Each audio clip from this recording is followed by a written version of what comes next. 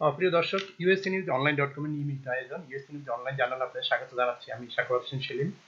আজ USC news online জার্নালের 568তম পর্ব। এ পর্বে মার্কিন প্রেসিডেন্সিয়াল নির্বাচন 2020 এবং ইমিগ্রেশন এই বিষয়ে নিয়ে আমরা কথা বলবো। তো এই বিষয়ে কথা বলবার জন্য আমাদের সাথে অতিথি হিসেবে রয়েছেন যুক্তরাষ্ট্রের প্রখ্যাত immigration attorney, best selling author, Bangladeshi American attorney Tahmina Watson. আপনাকে স্বাগত। আসসালামু আলাইকুম, thank you for having me.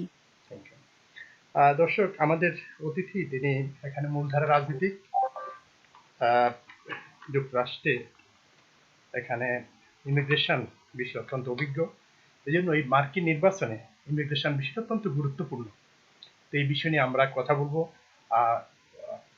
যুক্তরাষ্ট্রের বর্তমান যে প্রেসিডেন্ট, মার্কিন প্রেসিডেন্ট ডোনাল্ড ট্রাম্পের ইমিগ্রেশন নীতি এবং পূর্বে ওবামার যে ইমিগ্রেশন নীতি ছিল এবং বর্তমান যে দুই প্রধান প্রতিদ্বন্দ্বী, বর্তমান president Donald Trump Republican president প্রার্থী এবং ডেমোক্রেট প্রার্থী জো বাইডেনের মধ্যে যে লড়াইটি হচ্ছে, আগামী 3 নভেম্বরের নির্বাচনটি হবে এবং সারা বিশ্ববাসী নির্বাচন দিকে তাকিয়ে আছেন এবং বিশেষ করে যারা ইমিগ্রেন্ট কমিউনিটি এবং যুক্তরাষ্ট্রে এমন একটি দেশ যেখানে সারা বিশ্বের মানুষজন রয়েছেন, সারা বিশ্বের মানুষরা এখানে বিভিন্নভাবে এসছেন, এখানে বসবাস করছেন।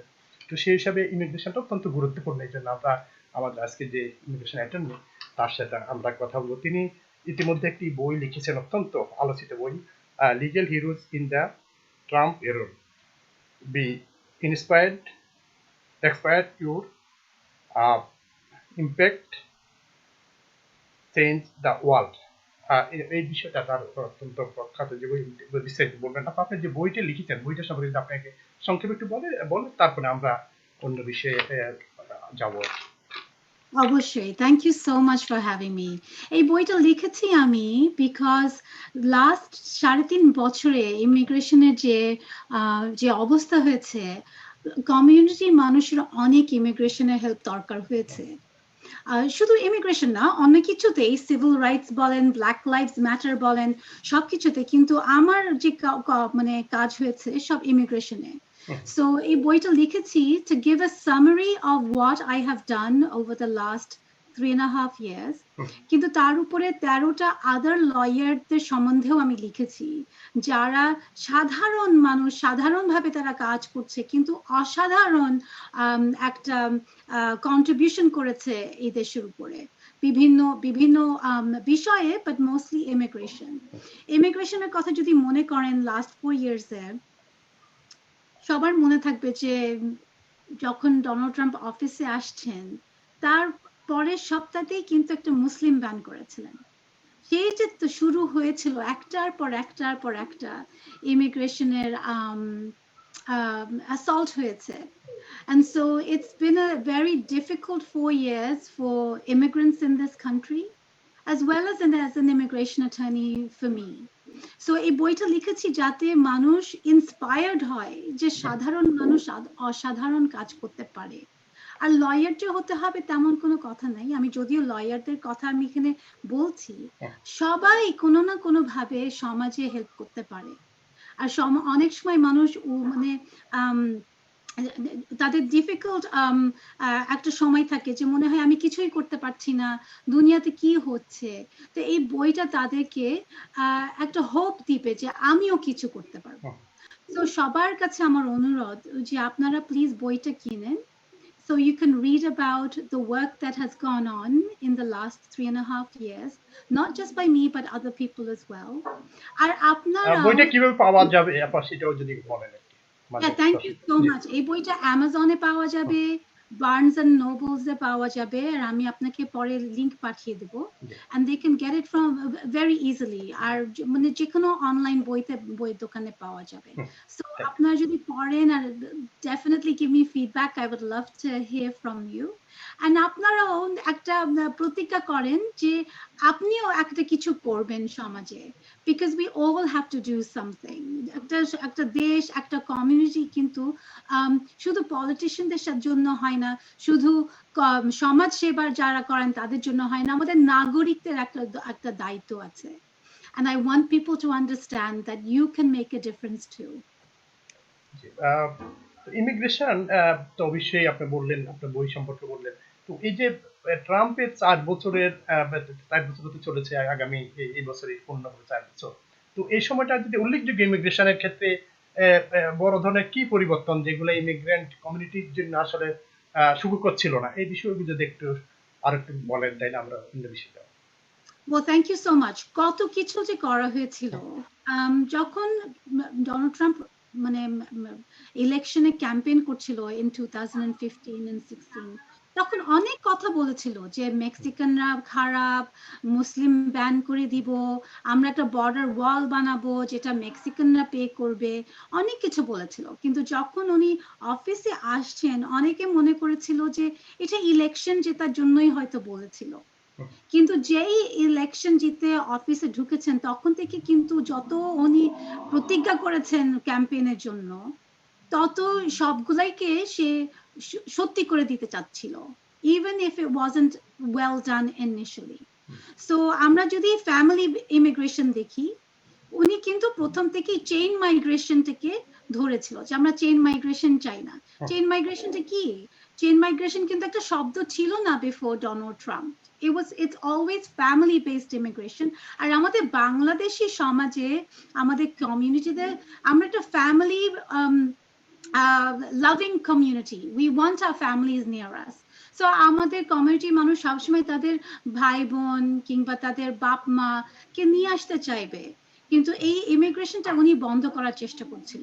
প্রথমে কিন্তু পারে নাই, চেষ্টা করেছিল অনেক, কিন্তু এই 3.5 বছর পরে কোভিড-19 হওয়ার পরে যখন প্যান্ডেমিক এসছে, ওই প্যান্ডেমিকের অজুহাতে উনি চেইন মাইগ্রেশনের বন্ধ করে দিয়েছে। তো অনেক মানুষ বছরের পর বছর কিন্তু ইন্টারভিউর জন্য বসে থাকে। এই ইন্টারভিউ কিন্তু মানুষের ইন্টারভিউ হওয়া সত্ত্বেও তারা ইন্টারভিউতে যেতে পারে নাই, বিকজ উনি বন্ধ করে দিয়েছিল। So that's family based immigration একটা অংশ। যখন এমপ্লয়মেন্ট বেসড ইমিগ্রেশন আমরা দেখি, আমি যেমন ওয়াশিংটন স্টেটে থাকি, এখানে অনেক ইঞ্জিনিয়ার আছেন, ডাক্তার আছেন, টিচার আছেন, অনেকে কিন্তু H1B ভিসাটা ইউজ করেন। এই H1B ভিসাটা কিন্তু এই অ্যাডমিনিস্ট্রেশন চায় না। অনেক কিছু চেষ্টা করেছে যাতে H1B ভিসাটা মানে অনেক অবস্টাকল তৈরি করা হয়। সো উনি এক্সিকিউটিভ অর্ডার করেছিলেন এপ্রিল 2017-এ, বাই আমেরিকান হায়ার আমেরিকান।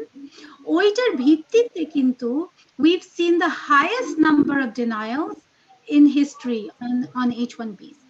এর মধ্যে এই প্যান্ডেমিকের অজুহাতে আবার যে সমস্ত চেঞ্জ উনি কংগ্রেসের মাধ্যমে করতে পারে নাই, এই কোভিড-19 এর মাধ্যমে এই 2-3 সপ্তাহ আগেই আবার নতুন করে চেঞ্জ করেছে H1B ভিসা।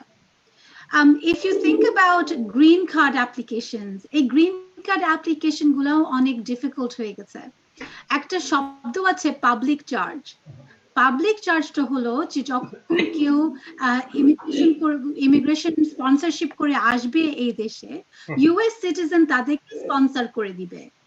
কিন্তু এই নতুন যে একটা সিস্টেম তৈরি করেছে, শুধু ইউএস সিটিজেন যে স্পন্সর করবে তা না, যারা আসছে বিদেশ থেকে তাদেরকেও দেখাতে হবে যে আমি ফাইন্যান্সিয়ালি সেলফ সাফিসিয়েন্ট, আমার এডুকেশন, আমার হেলথ, আমার স্কিলস, আর এরকম বিভিন্ন জিনিস তাদেরকে দেখাতে হবে যে আমি কোনোদিন আমেরিকার সরকারের কাছে কোনো কিছু চাইবো না।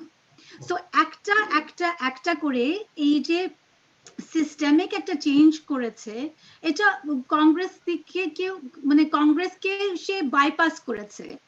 So it's been very difficult. Asylum এর কথা যদি চিন্তা করেন, asylum কে একেবারে আপসাইড ডাউন করে দিয়েছে।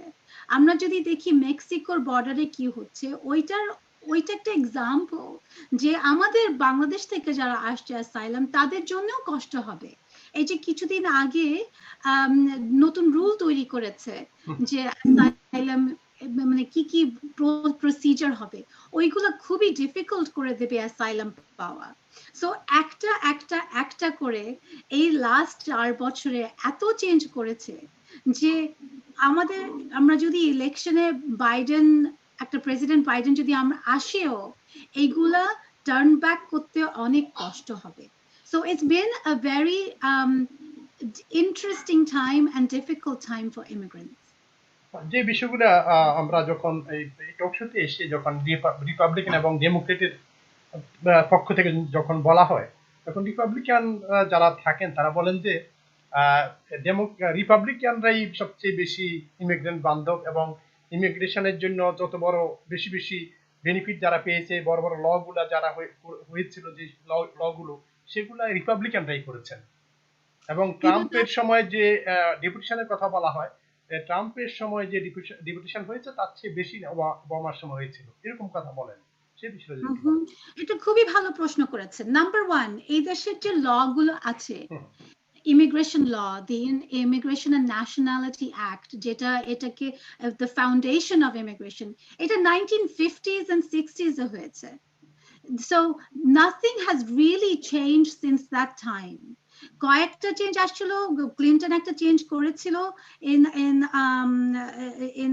in his time, যেটা না একটা 10-year বার তৈরি করেছিল যে কেউ এখানে ইলিগালি থাকলে সে দেশ থেকে বেরিয়ে গেলে সে ফেরত আসতে পারবে না। কয়েকটা চেঞ্জ হয়েছিল, কিন্তু বড় রকমের যে চেঞ্জগুলো দরকার ছিল এটা in 50 years হয় নাই। এদিকে দুনিয়া কিন্তু চেঞ্জ হয়েছে many times over. আমাদের এখন গ্লোবালাইজেশন হয়েছে, আমাদের টেকনোলজি মডার্নাইজেশন হয়েছে, দুনিয়া যে কতভাবে মডার্ন হয়েছে, কিন্তু ল গুলো এখনো পুরানো, ল গুলো ক্যাচ আপ করে নাই। সো রিপাবলিকান যতই বলতে থাকে এরকম, নাথিং হ্যাজ রিয়েলি চেঞ্জড। যখন বুশ ছিল 2007 এ ইমিগ্রেশন রিফর্ম হওয়ার সম্ভাবনা ছিল, কিন্তু হয়নি। So they cannot claim they did those changes. In 2013, immigration reform almost changed হয়ে গেছিল, Senate change করেছিল, Republican House সেটা change করে নাই। So যদিও ওবামা change করতে চেয়েছিল, কংগ্রেস তাকে করতে দেয় নাই। So Republicans cannot claim that they have tried to change it. They have blocked it at every single step. এদিকে আপনি প্রশ্ন করেছেন যে ওবামার সময় উনি অনেক ডিপোর্ট করেছেন, কথা কি উনি অনেক ডিপোর্ট করেছিলেন। nothing is ever perfect in a perfect world. উনি ডিপোর্ট করেছিলেন, ওনার ডাক নাম দেওয়া হয়েছিল ইমিগ্রেশনে ডিপোর্টার ইন চিফ। কিন্তু উনি অনেক ভালো করার চেষ্টা করেছেন। কতবার যে কংগ্রেসের মাধ্যমে আনার চেষ্টা করেছিল, সেটা কংগ্রেস বন্ধ করেছিল। সো না পেরে ওবামা এক্সিকিউটিভ অর্ডার তৈরি করেছিলেন ড্রিমারদের জন্য, যারা এখানে বাচ্চা হিসেবে ছিল, তাদের অন্য কোনো দেশ তারা চেনে না, ওই যে ডাকা বলে যেখানে deferred action for childhood arrival. Congress যদি সমানে বন্ধ করে দেয় রাস্তা, ওবামা কি করে করবে? সো এই যে ট্রাম্প আসছে, ট্রাম্পের জন্য কিন্তু কংগ্রেস কিছু করতে পারে নাই ইমিগ্রেশনে। যেটা করতে পেরেছে, তাদেরকে অলমোস্ট হস্টেজ করে করেছে, বলছে যে আমি বর্ডারের জন্য পয়সা চাই। বর্ডারের জন্য পয়সা সমানে নিয়েছে, কিন্তু ইমিগ্রেশনের কোনো ভালো কাজ করে নাই। Executive order after executive order after executive order এইগুলোর মাধ্যমে চেঞ্জ করেছে, আর রেগুলেশন চেঞ্জ করা শুরু করেছে। প্রথমে যখন এক্সিকিউটিভ অর্ডার তৈরি করেছে, সমানে তো লিটিগেশন হচ্ছিল, কেস সুপ্রিম কোর্টে চলে গেছে। ওখান থেকে এই অ্যাডমিনিস্ট্রেশনের শিক্ষা হয়েছে যে আমাদের আসলে রাস্তা যেগুলো আছে, প্রসিজার আছে, ওগুলো আমাদেরকে তৈরি করতে হবে, ওই রাস্তা দিয়ে আমাদের যেতে হবে। সো রেগুলেশন তৈরি করে ওই রেগুলেশনের মাধ্যমে যাওয়ার চেষ্টা করেছে, যদিও ওইগুলো লিটিগেশনের মাধ্যমে কিছু কিছু বন্ধ করা হয়েছে। He is really bypassed Congress. So Republicans really have blocked immigration for decades and nothing has really changed. So আমাদের hope হলো যে immigration is really, আপনি যদি আপনার কথা চিন্তা করেন, আমার কথা চিন্তা করেন, আমাদের কমিউনিটির কথা চিন্তা করেন, আমরা একটা example of immigrants coming to this country. আমাদের কন্ট্রিবিউশন কত আছে, আপনি যদি নিউ ইয়র্কে দেখেন কত বিজনেস চলছে বাংলাদেশি ইমিগ্রেন্টসরা চালাচ্ছে। আপনারা যদি দেখেন আমাদের ওয়াশিংটন স্টেটের কথা বলি, এখানে অনেক ট্যালেন্টেড ইঞ্জিনিয়ার থাকে, কন্ট্রিবিউশন করছে ইকোনমিক অল দ্য টাইম। যারা আপনি যদি মনে করেন সালমান খান, যে অনলাইনে খান একাডেমি করেছে, আমরা আমাদের জন্য একটা গর্বের ব্যাপার যে একটা বাংলাদেশি খান একাডেমি তৈরি করেছে, যেটা প্যান্ডেমিকের সময় একটা এক্সাম্পল হিসেবে আমাদের বাচ্চাদেরকে শিখাচ্ছে, সারা দুনিয়ার বাচ্চা, নট জাস্ট আমেরিকা। বাংলাদেশিদের কত কন্ট্রিবিউশন আছে। Immigrants have always been contributors to the economy. কেন বলে America is a nation of immigrants? Is because এখানে যারা নেটিভ ইমিগ্রেন্টরা আছে, নেটিভ আমেরিকানরা আছে, তারা বাদ দিয়ে সবাই কিন্তু ইমিগ্রেন্টস। একটা একটা ডকুমেন্টারি কথা বলি আপনাদের দর্শকদের জন্য।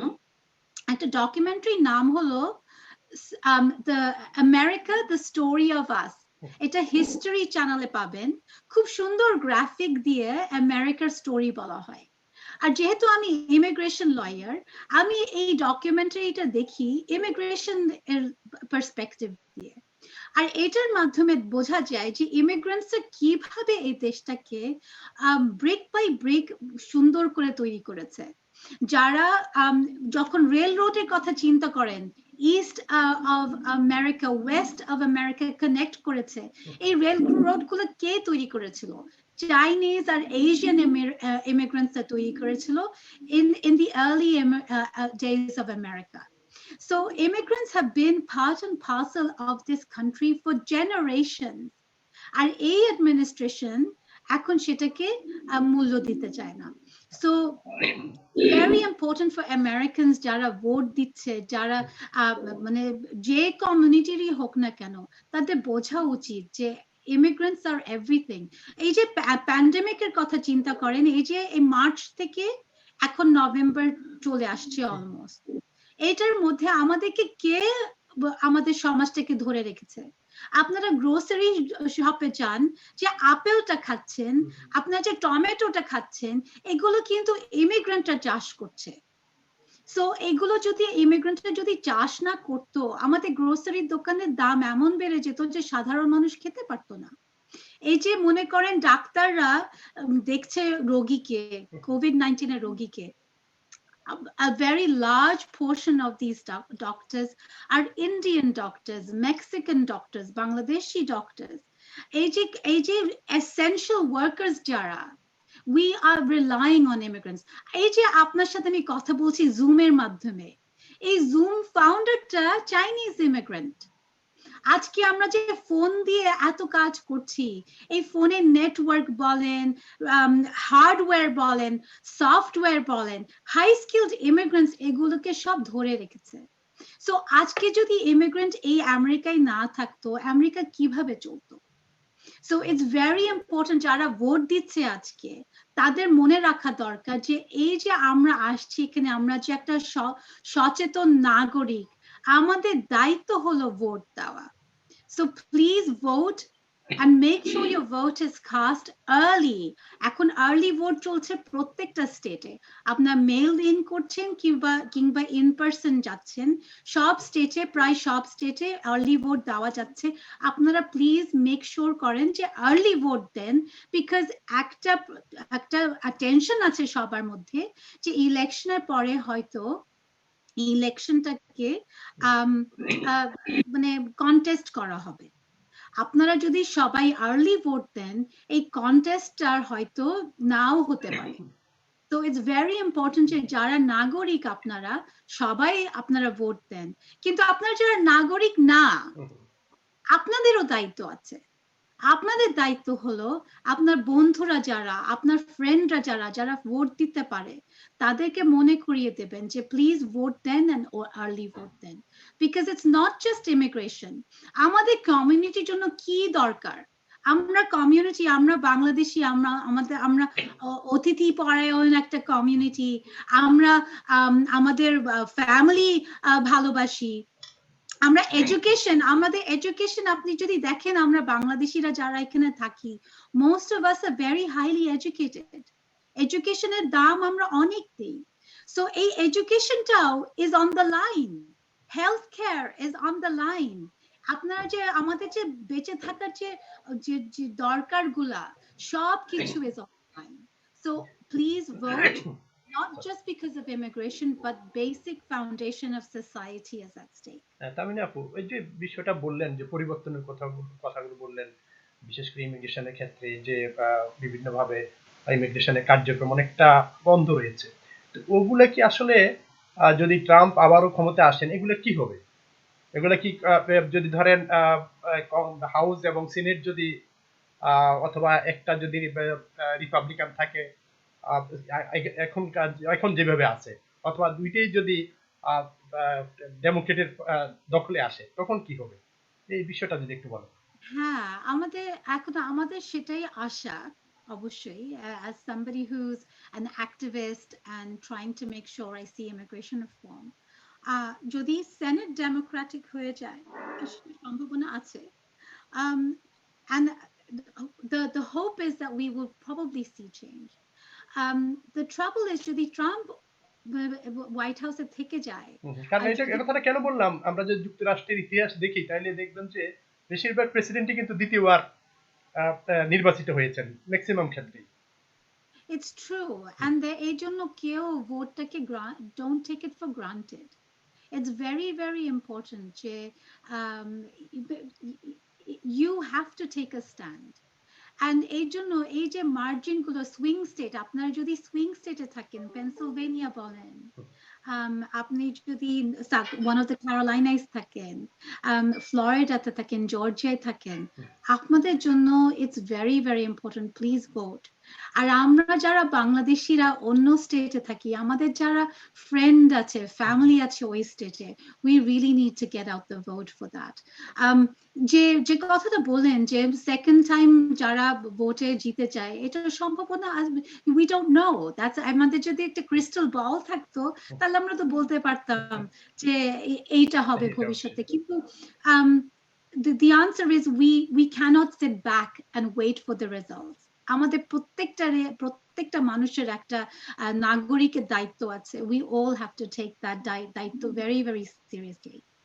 না, ওই যে বিষয়টা বললাম আপনার, যে তাইলে যদি প্রেসিডেন্ট দ্বিতীয়বার পুনর্নির্বাচিত হন, তাহলে যে ইমিগ্রেশনের যে বর্তমান যে কার্যক্রমগুলো সেগুলো কি হবে? উনি কি ব্যান বা যদি ফ্যামিলি ভিসা অথবা ইমিগ্রেন্ট এই বিষয়গুলা কি প্রেসিডেন্ট নির্বাহী আদেশে পরিবর্তন করতে পারবেন? এরকম কোনো বিধিবিধানের কথা যদি বলেন।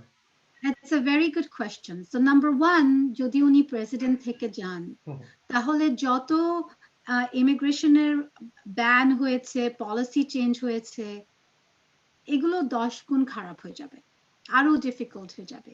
ইমিগ্রেশন মানে উনি তো চাই না ইমিগ্রেন্টরা থাকুক, and so যারা আছে তাদেরকেও বের করার চেষ্টা করবে কিনা, who knows. যারা, এটা আপনার দর্শকরা জানে কিনা আমি জানি না, কিন্তু ডিন্যাচুরালাইজেশনের একটা ডিপার্টমেন্ট তৈরি করেছেন উনি, যে যারা সিটিজেন হয়েছে অলরেডি তাদের ফাইলগুলো ঘেটে ঘেটে তারা দেখবে যে কোথায় প্রবলেম আছে, আমরা তাদের সিটিজেনশিপ নিয়ে নিব। সো ওইটা বেড়ে যাওয়ার সম্ভাবনা আছে, ওটা অলরেডি বেড়ে গেছে, and it will increase.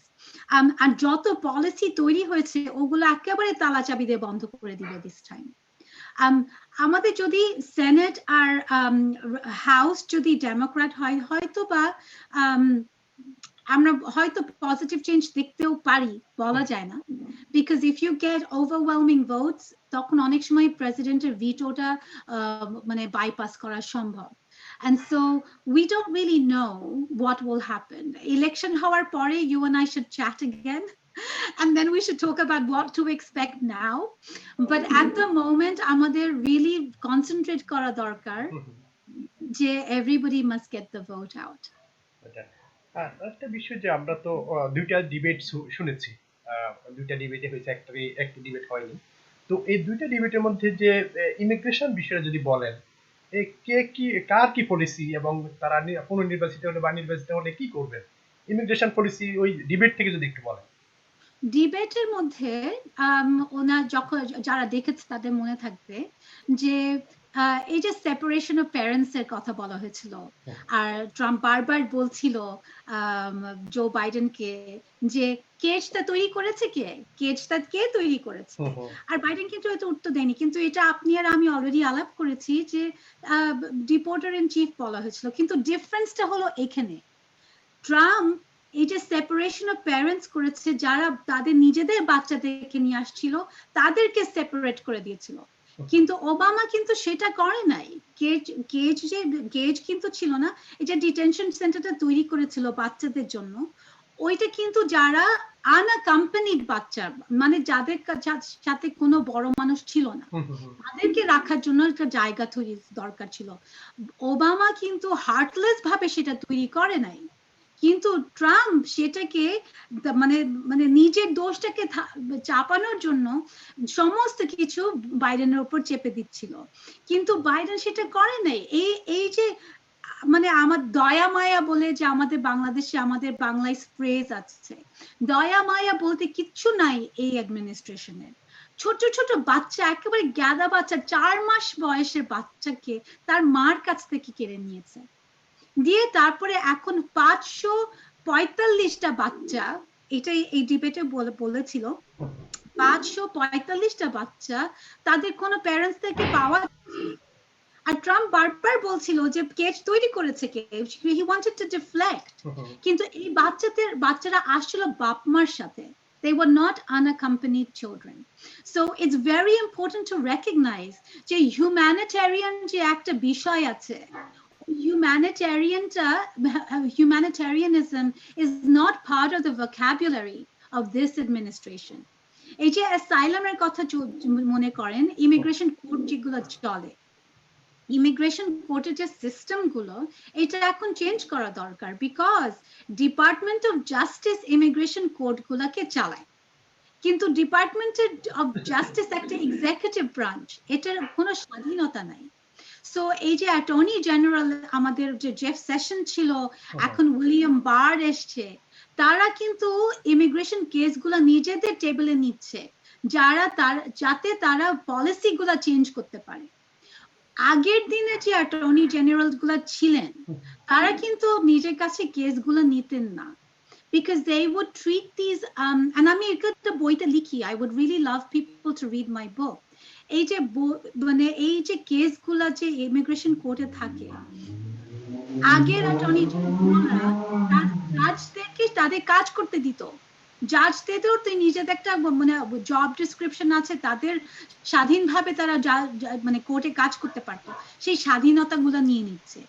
So immigration code বলেন, প্রসিজার বলেন, এমপ্লয়মেন্ট বেস বলেন, ফ্যামিলি বেস বলেন, ডাইভার্সিটি লটারি নিয়ে দিতে চাচ্ছিল, ডাকা তো নিয়েই গেছে, সুপ্রিম কোর্ট বাঁচিয়ে রেখেছে।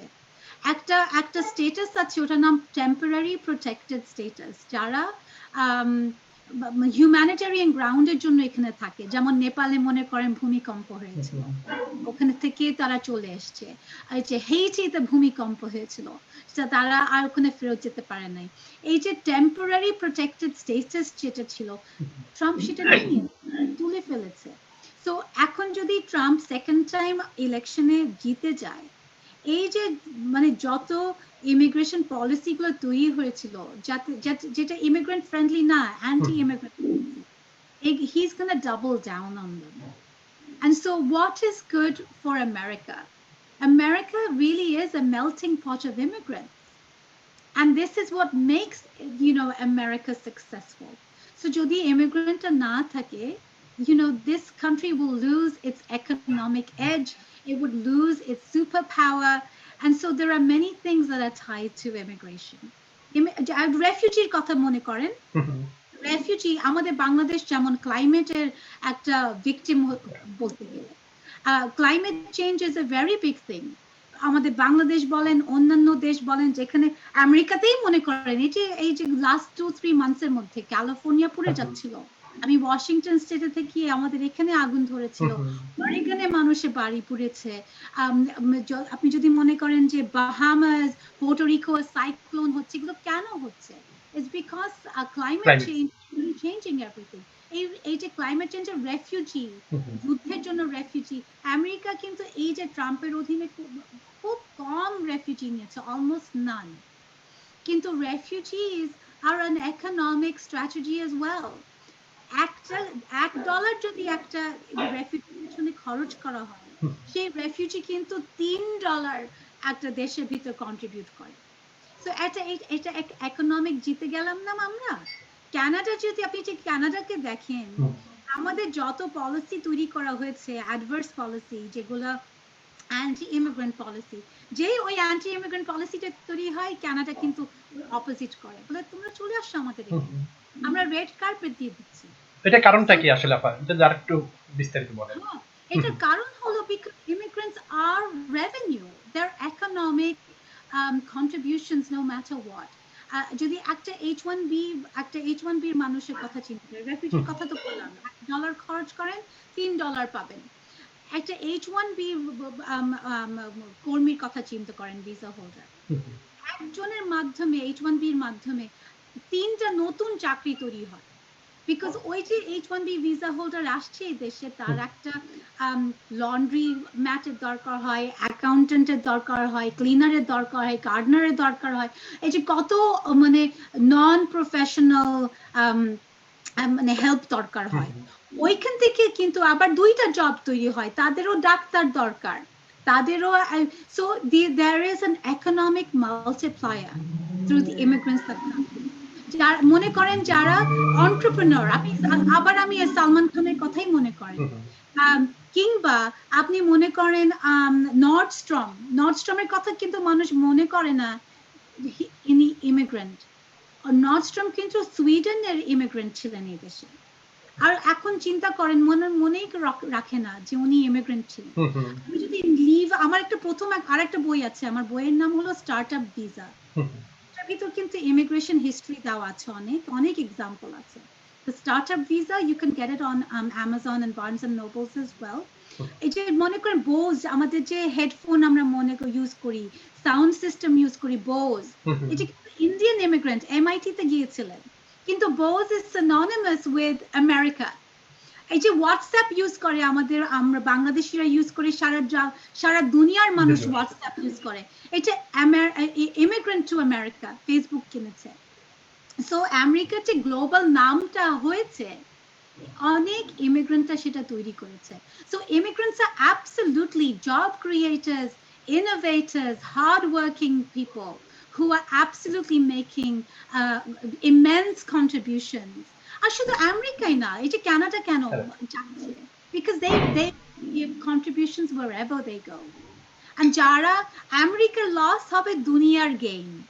And so যদি ট্রাম্প আসে অফিসে আবার, and he tries to have anti-immigrant policy, আর ডিবেট থেকে আর কি কি বিষয় বলা যাবে যে ইমিগ্রেশন সংক্রান্ত, যে দুইজনের কথা থেকে যদি আর একটু বলেন ডিবেটে, আর হ্যাঁ ওই যে ইমিগ্রেশন বিষয় আর কি আছে, আর কি ছিল? Oh my gosh, so many. আমি মনে করেন যে so we talked about family immigration, যা এখন এই যে প্যান্ডেমিক হলো, প্যান্ডেমিকের মাধ্যমে চেইন মাইগ্রেশন বলা হলো, উনি বলেন, কিন্তু এটা ফ্যামিলি বেসড ইমিগ্রেশন। এখন যদি মনে করেন আমাদের একটা প্যান্ডেমিকের, আমরা এখন একেবারে প্যান্ডেমিকের মধ্যে আমরা we're in the eye of the cyclone বলতে গেলে। এখন আমরা ঘরে থেকে কাজ করছি, আমরা ঘরে থেকে বাচ্চা পড়াচ্ছি, আমরা ঘরে এখন ক্লিনার, যারা অনেকে ক্লিনার রাখে, আমরা ঘরে আমরা নিজেরা রান্না বান্না করছি।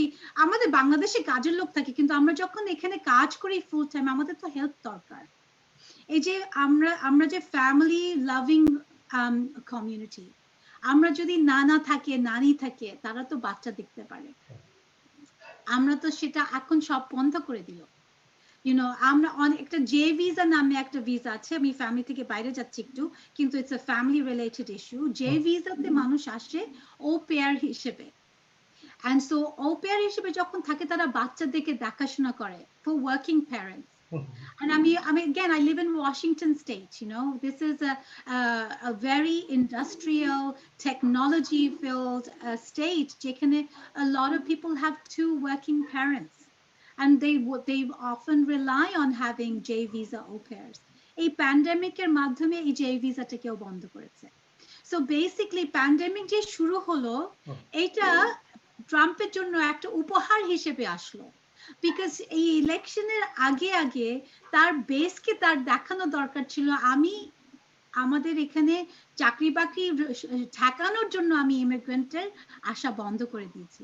কিন্তু কাদেরকে বন্ধ করেছে? নানা নানিদেরকে বন্ধ করেছে। ভাই বোন যারা আঙ্কেল আন্টিরা তারা বন্ধ করেছে।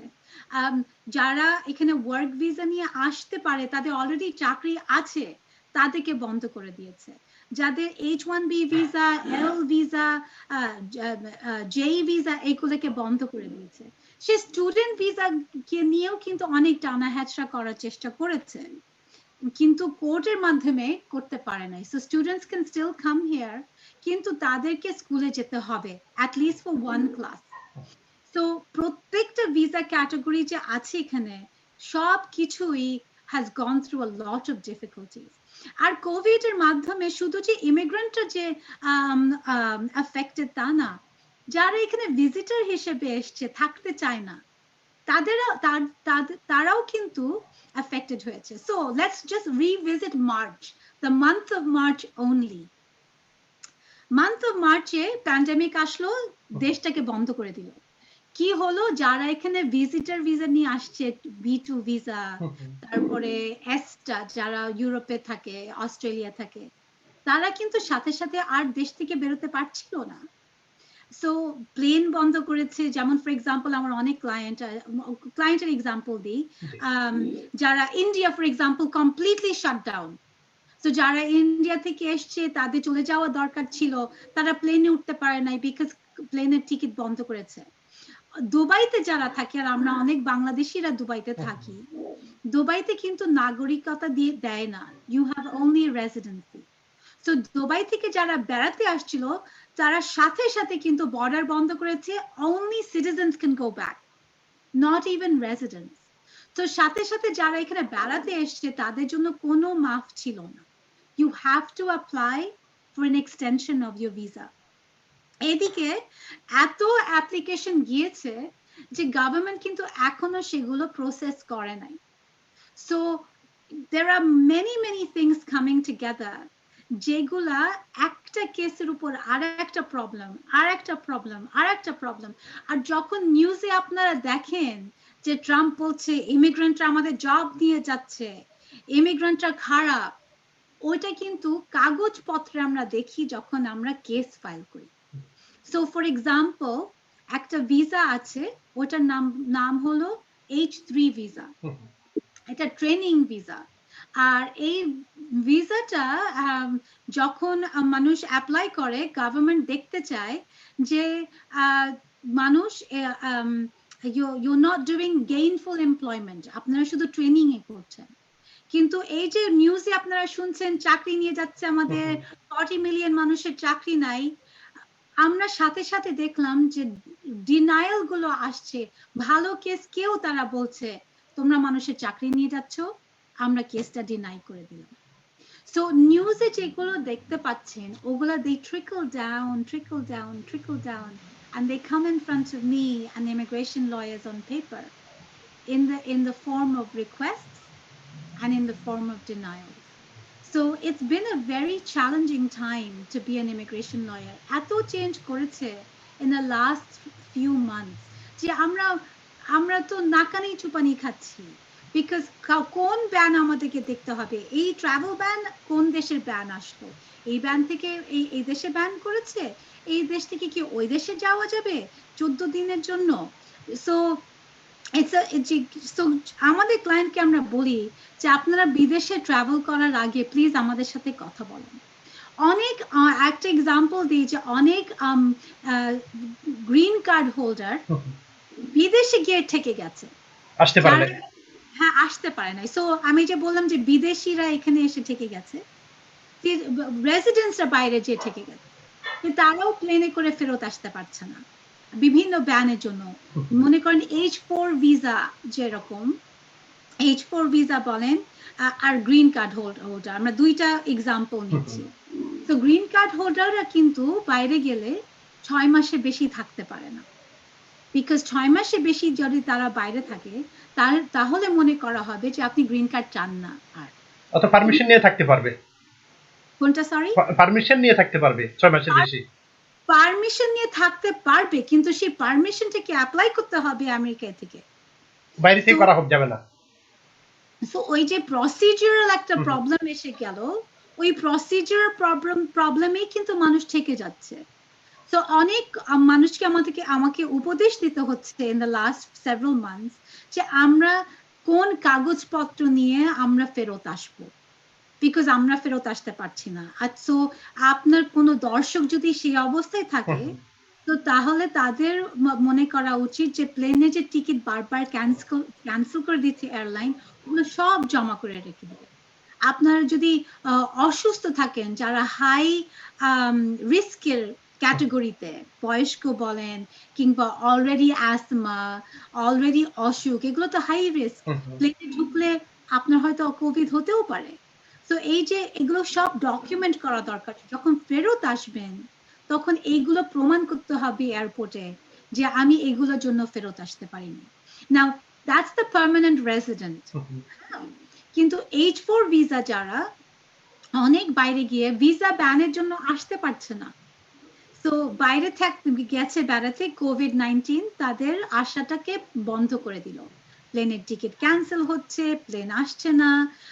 একটা এক্সাম্পল দিতে পারি যে একটা ক্লায়েন্ট, সে ফ্লাইট পেয়েছে তার দেশে যাওয়ার জন্য, কিন্তু যেখানে স্টপ ওভার ওই দেশে তাকে নামতে দিবে না, থামতে দিবে না।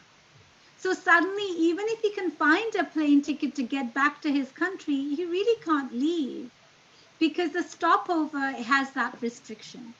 So যারা H4 ভিসা নিয়ে বাইরে গেছে, এই যে ব্যানটা করে দিয়েছে এক্সিকিউটিভ অর্ডারের মাধ্যমে, these people are now stuck. So families have been torn apart, legal families. So what's interesting is যখন ট্রাম্প এসছে অফিসে, initially উনি ইলিগাল ইমিগ্রেশন বারবার বলছিলেন, আমরা ইলিগাল ইমিগ্রেশন চাই না। কিন্তু ইলিগাল ইমিগ্রেশনের যখন সে এই বর্ডারের কাজ করছে, ওয়াল তৈরি করছে, এই সাথে সাথে কিন্তু লিগাল ইমিগ্রেশনের প্রবলেম করে দিয়েছে। আর এইটার শব্দ যেটা আমরা ইউজ করি in the world of immigration, আমরা এটাকে বলি ইনভিজিবল ওয়াল। সে বর্ডারে ওয়াল তৈরি করছে, কিন্তু সে একটা অদৃশ্য, what's the word in Bangla, invisible ওয়ালটাকে সে ব্রিক বাই ব্রিক উঁচু করে দিয়েছে, যে আপনি চাইলেও আপনি ওয়ালটা দেখতেও পাচ্ছেন না, আর আপনি আসতেও পারছেন না। আর প্রসিজারাল একটা চেঞ্জের কথা বলি, এই লাস্ট 8 to 12 months এর মধ্যে উনি একটা প্রসিজারাল চেঞ্জ করেছে। যারা B2 এক্সটেনশন করছে কিংবা ডিপেন্ডেন্ট ভিসাতে আছে, ওই ফর্মের নাম্বার হলো I-539। এই ফর্মটা অহরহ ইউজ করা হয় বিভিন্ন ক্ষেত্রে। আর অনেক সময় যখন হাজবেন্ড H1B অ্যাপ্লিকেশন করছে, ওই ওয়াইফ, বাচ্চারাও ওই ফর্মটা দিয়ে সাথে সাথে কিন্তু অ্যাপ্রুভ পেয়ে যেত। কিন্তু একটা ছোট্ট একটা চেঞ্জ করেছে যে বায়োমেট্রিক্স অ্যাপয়েন্টমেন্ট করতে হবে এই 539 এর মাধ্যমে। তো এখন দেখা যাচ্ছে এই যে প্যান্ডেমিক হলো, হাজবেন্ডের কিংবা ওয়াইফ, যে whoever is on the H1B, তার অ্যাপ্রুভাল হয়েছে, কিন্তু ফ্যামিলির কোনো অ্যাপ্রুভাল হয়নি। কেন হয়নি? বিকজ বায়োমেট্রিক্স অ্যাপয়েন্টমেন্ট গুলো প্যান্ডেমিকের জন্য বন্ধ ছিল। USCIS অফিসগুলো মার্চ থেকে জুন জুলাই পর্যন্ত একেবারে বন্ধ ছিল। জুলাই মাস থেকে কিছু কিছু ওপেন হয়েছে, কিন্তু very very small number of people can go, আর শুধু এমার্জেন্সির জন্য। এই এন্ড অফ অগস্ট আর্লি সেপ্টেম্বরে আমরা অ্যাপয়েন্টমেন্ট দেখা শুরু করলাম। এই যে বায়োমেট্রিক্সটা দিল, সাথে সাথে কিন্তু 6 মাসের ডিলে অলরেডি হয়ে গেছে। আর বায়োমেট্রিক্স এর পরেও যদি কারো বায়োমেট্রিক্স হয়ে থাকে, তারপরেও মাসের পর মাস লাগে এই প্রসেস করতে। Why is this important? Number one, ফ্যামিলির ভিসা গুলো একসাথে অ্যাপ্রুভ হচ্ছে না। সেকেন্ডলি, অনেক সময়ে এই অ্যাপ্রুভাল না হওয়া পর্যন্ত তাদের ওয়ার্ক পারমিটও অ্যাপ্রুভ হচ্ছে না। সো অনেক মানুষের ওয়ার্ক পারমিটও হচ্ছে না। সো একে তো তাদের প্যান্ডেমিক, সেকেন্ডলি তারা বাসায় বসে কাজ করছে, কিন্তু কাজ করার সুযোগ মানে পারমিশন পাচ্ছে না। এদিকে তাদের বাচ্চা থেকে পড়াতে হচ্ছে, কত রকমের problem, and if you're not working, you don't have any money. So এই যে প্রবলেম গুলো একটা পর একটা আসছে, এ তো আমরা যে বেঁচে আছি উইদাউট মেন্টাল ডিফিসিয়েন্সিজ এন্ড প্রবলেমস, এটাই আমাদের মানে থ্যাংক ইউ করা উচিত যে আমাদেরকে আমরা মাথা উঠে অ্যাটলিস্ট বসে আছি। বিকজ এই যে প্রবলেমগুলো আসছে, it is very difficult for humans to take, but আমাদের you have to keep hope and we have to keep making sure that we do the best that we can. So it comes back to we have to vote, because এই প্যান্ডামিকের যে leadership দরকার, এই লিডারশিপও তো হয়নি। যখন ইটালির কথা মনে করেন, ইটালিকে বন্ধ করা হয়েছিল, পুরো দেশটাকে বন্ধ করা হয়েছিল, কেন? Because pandemic was rising. কিন্তু আমাদের এই দেশে কেউ মাস্ক পরে, কেউ মাস্ক পরে না, কেউ মাস্ককে বিশ্বাস করে, কেউ মাস্ককে বিশ্বাস করে না। এইটার জন্য আজকে টেক্সাসের কথা চিন্তা করেন, এল পাসোতে এই জাস্ট রিসেন্ট নিউজ, ওরা ওদের কনভেনশন সেন্টারকে হাসপাতাল বানাচ্ছে বিকজ ওদের হাসপাতালে কোনো বেড নাই। আরো 2-3টা স্টেট এরকম প্যান্ডামিক এত বেড়েছে যে তাদের হসপিটালে বেড নেই। It's because আমাদের national leadership is lacking. So voting is not just for immigration, it's for basic survival at this point. So again, I have to reiterate to your viewers that you must please vote. And if you cannot vote, make sure that you tell your friends and families that you must vote for everybody. So I hope that makes sense. I would be happy to answer questions.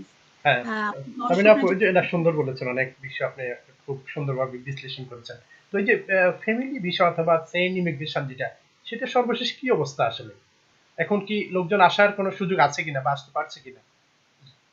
তো দুইটা জিনিস হচ্ছে, pandemic হওয়ার পর সমস্ত embassy কিন্তু বন্ধ হয়ে গেছে, এখনো কিন্তু বন্ধ, আস্তে আস্তে খুলছে, আর শুধু এমার্জেন্সি ইন্টারভিউ দিচ্ছে। হ্যাঁ, সো এইটার জন্য কোনো এক্সিকিউটিভ অর্ডার ব্যান দরকার ছিল না, because nature was taking care of it. কিন্তু ট্রাম্প করলো কি, মে মাসে বোধহয়, এভরিথিং ইজ আ ব্লার, একটা এক্সিকিউটিভ অর্ডার তৈরি করলো যে যারা প্যারেন্টস, যারা siblings, and various other family categories, তাদের ইন্টারভিউ, তাদের green card completely band. So অনেক মানুষের, as you may know, application করতে কিন্তু বছর বছর লেগে যায়। তারপর যে ইন্টারভিউটা আসে, it's almost like an exam, a final exam. You really want to take that exam.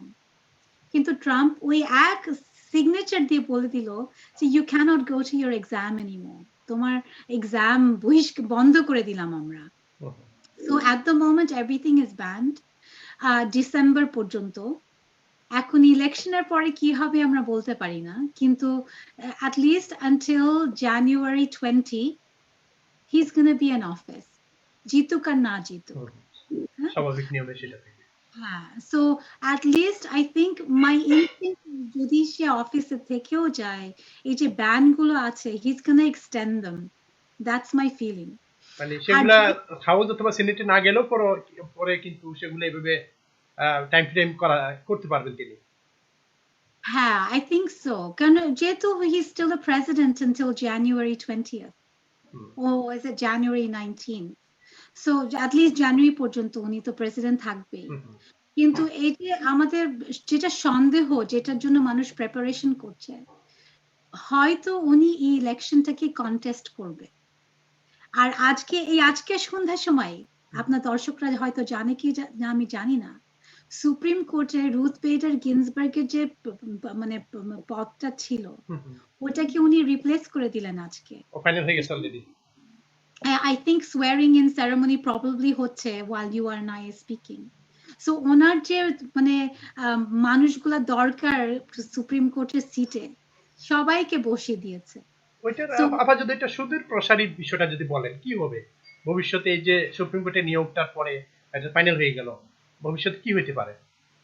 এখন আমি কনস্টিটিউশনাল লয়ার না, সো আমার হয়তো ভুলভালও হতে পারে বলাতে, কিন্তু আমার যতটুকু আমার জ্ঞানের ভিতর আছে, উনি যদি ইলেকশন কন্টেস্ট করেন, তাহলে প্রত্যেক স্টেটে যেখানে মানে কন্টেস্ট গুলো হয়, ওগুলো হয়তো নতুন করে গুনতে হতে পারে। একটা ডেট আছে ডিসেম্বর মাসে 11 কি 12 তারিখে, ওই সময় প্রত্যেকটা স্টেটে ইলেক্টোরাল যে মানুষগুলা যে ইলেকশনের মানে প্রত্যেকটা electoral college বলে. So they have people who are designated for that. There's going to be some action on that. ওইটার পরেও যদি কন্টেস্ট করা হয় তখন কেসটাকে কোর্টে নেওয়া হয়, ওই কোর্টে যেতে যেতে কিন্তু সুপ্রিম কোর্টে চলে যাবে হয়তো। আর এটার এক্সাম্পল হলো যখন জর্জ বুশ ছিল আর আল গোরের যে কোয়েশ্চেনগুলো ছিল ফ্লোরিডারে, ওই রকম কেস হওয়ার সম্ভাবনা আছে। আর যদি সেটা হয় সেটা সুপ্রিম কোর্টে চলে যাবে। আর এখন যে আজকে রাত্রে যে এমি কোনি বারেটকে সুপ্রিম কোর্টে জাস্টিস বানিয়ে দেওয়া হলো, এই যে রিপাবলিকান জাজ গুলো থাকবে, বলা যায় না এই ইলেকশনে যদি সুপ্রিম কোর্টে কেসটা যায় কিভাবে এটা জেতা হবে। এখন ট্রাম্পের আশা হবে যে তার রিপাবলিকান জাজরা তার পরে হয়তো কেসটাকে জিতিয়ে দেবে, কিন্তু ইটস হার্ড টু নো। আমাদের বিশ্বাস রাখতে হবে যে rule of law should prevail, but it's very hard to say. So we come back again that every citizen needs to vote. এই ভোটটা এই দেশে এই যে ভোটটা আসছে নভেম্বর 3rd, এই যে ইলেকশনটা আমেরিকার, it's one of the most important elections in the history of America. কারো বসে থাকা সম্ভব না, you have to get out and vote.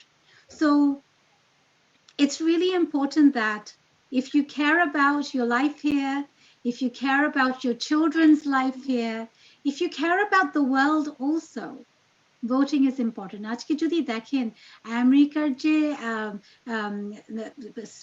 standing in the world, America কিন্তু is a beacon of hope, a beacon of light for other countries.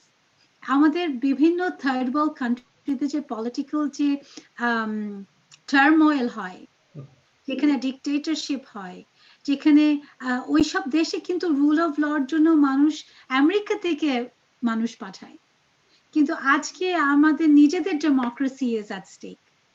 So we can't take democracy for granted, and it's very very important যে প্রত্যেকটা মানুষ get out and vote. So that is what I would suggest, and if people have questions they can always contact me. Our website address holo www.watsonimmigrationlaw.com. আমার ব্লগে আমি অনেক লেখালেখি করি, আমার ওয়েবসাইটে ব্লগ আছে www.watsonimmigrationlaw.com. আমার টুইটার হ্যান্ডেল হলো Tamina @Tamina Watson. আমার ফেসবুক পেজ আছে ওয়াটসন ইমিগ্রেশন ল। আমার একটা পডকাস্টও আছে, ওটার নাম হলো Tamina Talks Immigration। আর এটা বইটা লিখেছি, এই বইটা লিখেছি it started because of the podcast. আমি অনেক লয়ারদেরকে ইন্টারভিউ করেছি with the election in mind, যে আমাদের এখন কি করণীয়, আমাদের ইলেকশনের পর কি করণীয়, আর আমাদের জানুয়ারি মাসের পরে কি করণীয়, এগুলো আমি জানতে চাচ্ছিলাম আমার নিজের জন্য আর আমার দর্শকদের জন্য, আমার লিসনারদের জন্য, আমার কমিউনিটির জন্য, বিকজ সবার কাছ থেকে সবকিছু কিছু শেখা যায়, and we want to learn that.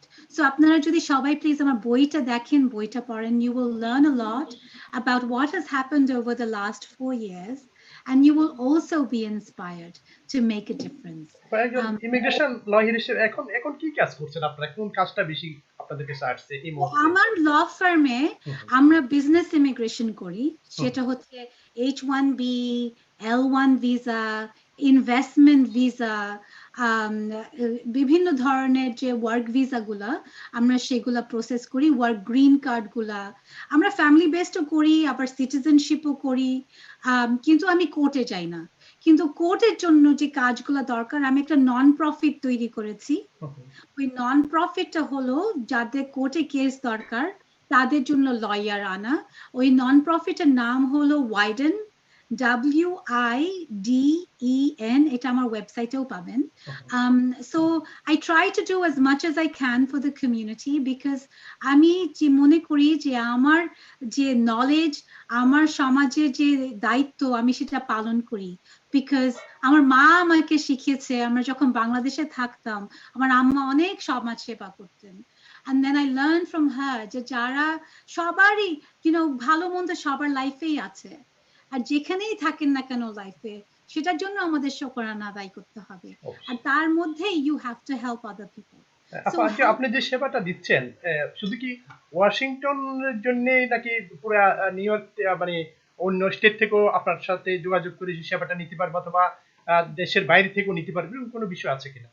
আমার ল ফার্মের জন্য হুম, যারা ওয়ার্ক ভিসা চায়, ফ্যামিলি ভিসা চায়, সিটিজেনশিপ ভিসা, দেশের যে কোনো প্রান্ত থেকে তারা হেল্প নিতে পারে আমাদের জন্য। এমনকি আর বাংলাদেশ থেকেও কি কেউ কোনো কিছু? হুম, হ্যাঁ, বাংলাদেশ থেকেও ডাইরেক্টলি আসতে পারে। So I have clients all over the world. Bangladesh আর আমি আমার আপনার দর্শকদেরকে আমার বলা হয়নি, হুম, আমার জন্ম কিন্তু লন্ডনে, আমি হুম, বড় হয়েছি লন্ডনে, আমি লন্ডনে ব্যারিস্টার ছিলাম, কিন্তু আমি বাংলাদেশে থাকতাম 10 বছর হুম। ছোটবেলায়। এই জন্য আমি বাংলা বলতে পারি। আমি অনেক সুন্দর বলেন। কিন্তু আমি বাংলাদেশে থাকতাম, আমি বাংলাদেশে ম্যাট্রিক পরীক্ষা দিয়েছিলাম, হুম, হুম, আমি বাংলাদেশে বৃত্তি পরীক্ষা দিয়েছিলাম। আর বাংলাদেশে যখন আমি ম্যাট্রিক পরীক্ষা দিয়েছিলাম, আমি ঢাকা বোর্ডে 7th হয়েছিলাম। হুম, হুম। আর ওই সময় um, Khaleda Zia was the prime minister. So ওই সময় ওনার কাছ থেকে, ওনার হাত থেকে আমি একটা পুরস্কার পেয়েছিলাম, বিকজ মেয়েদের মধ্যে আমি 4th ছিলাম। এই কথাগুলো ভুলে গেছিলাম, অবশ্যই আপনি মনে করিয়ে দিলেন। But it's very important যে, আমার identity, I'm British, I'm Bengali, I'm American, আমার হাজবেন্ড আমেরিকান। আমার যে পেশা immigration law, hmm, hmm. I feel like আল্লাহ একটা ভোকেশন দিয়েছে আমাকে, because it is the best profession I could have. Because আমাদের যে কালচারাল ডিফারেন্স গুলো থাকে, মানুষের বিভিন্ন রকমের যে ডিফারেন্স গুলো থাকে, ভাষার difference, I can understand everybody's. আর যেহেতু আমি আমেরিকায় ইমিগ্রেন্ট হিসেবে এসেছি, আমাকেও কিন্তু ইমিগ্রেশন করতে হয়েছিল, গ্রিন কার্ডের অ্যাপ্লিকেশন করেছিলাম। আমার যে ওয়ার্ক পারমিটের জন্য অ্যাপ্লাই করেছিলাম, ওইটা আসে নাই, আমারও টেনশন ছিল। পরে যখন ইমিগ্রেশন লয়ার হয়েছি, আমি সিটিজেন হয়েছি, প্রত্যেকটা স্টেপ আমি নিজেও নিয়েছি। এই জন্য আমার যে ক্লায়েন্টরা আসে, আমি তাদের প্রত্যেকটা দুঃখ বুঝতে পারি, তাদের ফ্রাস্ট্রেশন বুঝতে পারি হাত ধরে। আর আমার মতো বাঙালি ইমিগ্রেশন লয়ার কিন্তু খুব কম, যেখানে আমি তাদেরকে বাংলা হিসেবে এই যে কমপ্লিকেটেড ইমিগ্রেশন ল গুলো বুঝিয়ে বলতে পারি। And so, I find that at this point in my life, I am in a unique position যে ইমিগ্রেশন ল করতে করতে এখন পলিটিক্স এর জন্য আমাকে অনেক অ্যাডভোকেসি করতে হয়, বিকজ আমার ক্লায়েন্ট যারা, আমার কমিউনিটি মেম্বাররা যারা, তারা তো বুঝতে পারে না কিভাবে তাদের নিজেদের জন্য অ্যাডভোকেট করতে হবে। সো লটা যে চেঞ্জ করতে হবে, কিভাবে চেঞ্জ করতে হবে, আমি ইমিগ্রেন্ট হিসেবে একটা একটা করে শিখেছি। And then I've been trying to empower my clients, and now I really want to help change the law in this country. অনেক So সুন্দর আপা। আরেকটা বিষয় আপা, যে যারা ধরেন বর্তমানে গ্রিন কার্ড যাদের রয়েছে, তারা সিটিজেন হওয়ার জন্য তাদের এই সময়টা কি ধরনের প্রস্তুতি থাকা দরকার, অথবা যারা সিটিজেন আছেন তাদের এই যে সকল কিছুতে একজন নাগরিক হিসেবে যদি একজন ইমিগ্রেশন ল হিসেবে একটু পরামর্শ দেন। So number one, যারা সিটিজেন হতে চায়, যারা green card holder, one of the things I mentioned to everybody, যে আপনাদের যখনই ইমিগ্রেশন সিটিজেনশিপ করার মানে এলিজিবিলিটি আপনার তো সময় হয়ে গেছে, প্লিজ সময় নষ্ট করবেন না। If you are eligible to be a citizen, you must, and you see your future in America, please apply for citizenship. And the reason is যে কত রকমের চেঞ্জ আছে। আমি যখন প্র্যাকটিস শুরু করেছি 15 বছর আগে, তখন কিন্তু সিটিজেনশিপের ফর্ম ছিল 4 পাতার। আজকে সিটিজেনশিপের অ্যাপ্লিকেশন হলো 21 না 25 পাতা। কমপ্লিকেটেড হয়ে গেছে কোয়েশ্চেন গুলা। আর তারা অলরেডি সবসময় খোঁজার চেষ্টা করে যে আপনার কিছু প্রবলেম থাকতে পারে কিনা। এই যে প্রত্যেকটা চেঞ্জ যে আসে, the possibilities of getting citizenship becomes more and more difficult. So why wait if you are eligible for citizenship? এখন আপা যে যারা পাবলিক সার্চ, তাদের ক্ষেত্রে কিভাবে সেটা তাদেরকে এফেক্ট করবে? So public charge is a very, very complicated thing to describe. But so প্রথম পাবলিক চার্জে প্রথম হলো যে যারা এখানে গ্রিন কার্ড নিয়ে আসবে, তারা গ্রিন কার্ডটা পাবে কিনা প্রথমে, because তারা কখনো, and they're not looking at the time of the interview, they're making a subjective decision about your life in its entirety. So are you going to become a public charge anytime in your lifetime? So green card, and the other thing is যে এই যে public চার্জের নিয়মটা নতুন রুলটা তৈরি হলো, এটা কিন্তু ইমপ্লিমেন্ট করেছিল ফেব্রুয়ারি 24 2020, তার মানে ঠিক প্যান্ডেমিকের আগে আগে। সো এই রুলটাকে কিভাবে তারা অ্যাডজুডিকেট করবে, কিভাবে ডিসিশন নেবে, আমরা কিন্তু এখনো জানি না। কিন্তু এইটুকু আমরা জানি যে তারা ডিনাই করার চেষ্টা করবে। সো যারা এখন অ্যাপ্লিকেশন করছে সিটিজেনশিপের জন্য, তাদের কিন্তু গ্রিন কার্ডের জন্য তাদের কিন্তু দেখা উচিত যে তারা কোন এলিজিবিলিটি আছে কিনা, তাদের যে কাগজপত্র দরকার। এই ফর্মটার নাম্বার হলো I-944 I-944। এই ফর্মটা সবার পড়া উচিত। আর গভর্নমেন্টে কিন্তু ইনস্ট্রাকশন থাকে, এই ইনস্ট্রাকশন কিন্তু ভেরি ভেরি হেল্পফুল। যারা এই অ্যাপ্লিকেশন গুলো করবে তাদের এই ইনস্ট্রাকশন গুলো পড়া উচিত, because then you will learn what kind of documentation you need to be able to prepare for it, and work with your lawyer very closely to make this as strong as you possibly can. কিন্তু যে যারা citizen হয়ে যাচ্ছে তাদের জন্য দেখা মানে government দেখবে যে গ্রিন কার্ড পাওয়ার পর in the first 5 years তারা কোনো বেনিফিট পেয়েছিল কিনা, government benefit. So you've got to look back in your history. অনেক গ্রিন কার্ড হোল্ডার আর এক্সাম্পট, যারা অ্যাসাইলাম নিয়েছে, রেফিউজি নিয়েছে, there are some exempt categories. কিন্তু সিটিজেনশিপ যখন পেয়ে গেলেন কেউ, then you have to be an engaged citizen. Go out and help the community and go out and vote. আর যে দায়িত্বগুলো দরকার, আমাদের বাংলাদেশেও আমাদের শেখানো হয়েছে নাগরিকের দায়িত্ব কি।